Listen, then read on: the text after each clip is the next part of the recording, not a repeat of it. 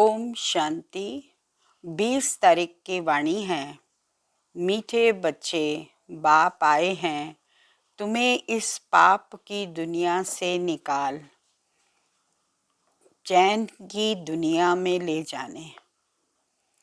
बाप द्वारा तुम्हें सुख शांति की 2 सौगातें मिलती हैं। प्रश्न है, सारी दुनिया में सच्ची सच्ची नन्स तुम हो। सच्ची नन्स किसे कहेंगे? सच्ची नन्स वह जिनकी बुद्धि में एक की याद हो, अर्थात नन बट वन। वे अपने को भल नन्स कहलाती हैं, लेकिन उनकी बुद्धि में सिर्फ एक क्राइस्ट की याद नहीं, क्राइस्ट को भी गॉड का बच्चा कहेंगे। तो उनकी बुद्धि में 2 हैं और तुम्हारी बुद्धि में एक बाप है। इसीलिए तुम सच्ची सच्ची नन्स हो। तुम्हें बाप का फरमान है, पवित्र रहना है। गीत बजा है, इस पाप की दुनिया से कहीं दूर हमें ले चल।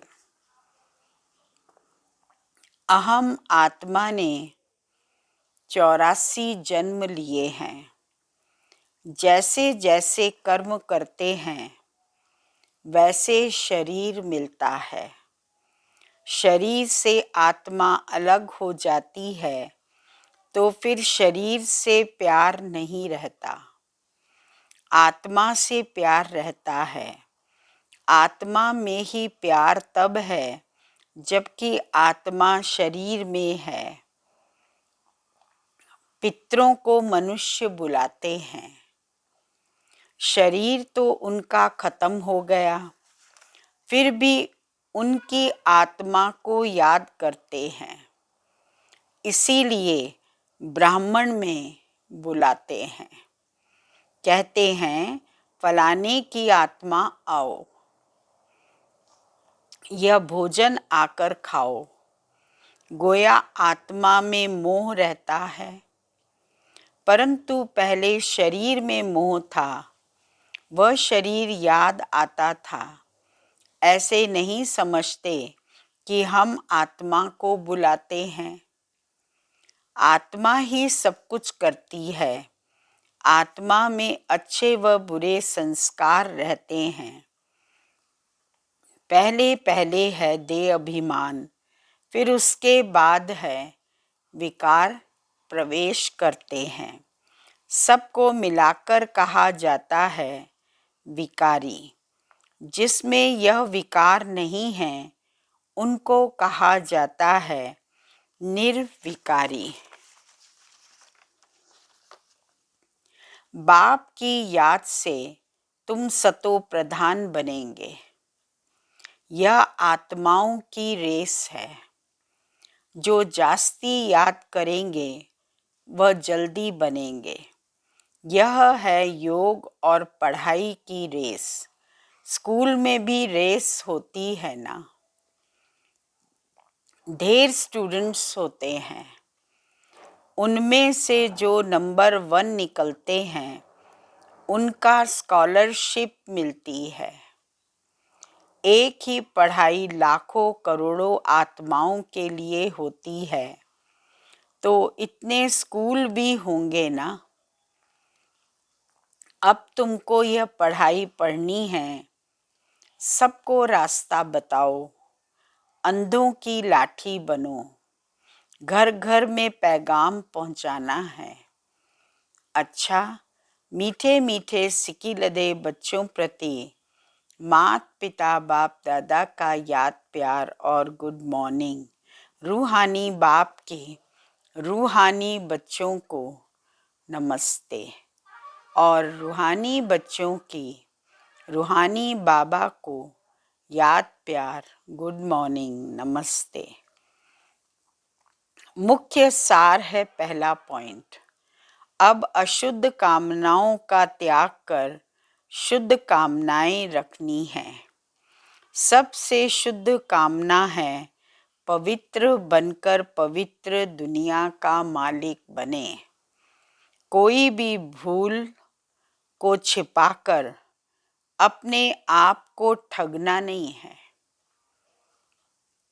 धर्मराज बाप से सदा सच्चा रहना है।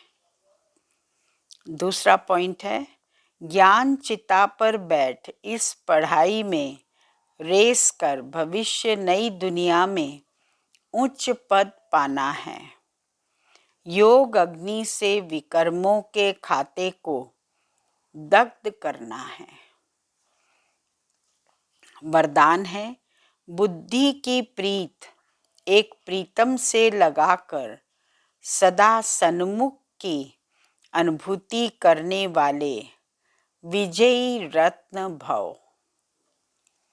प्रीत बुद्धि अर्थात बुद्धि की लगन एक प्रीतम के साथ लगी हुई हो। जिसकी एक के साथ प्रीत है, उनकी अन्य किसी भी व्यक्ति व वैभव के साथ प्रीत जुट नहीं सकती।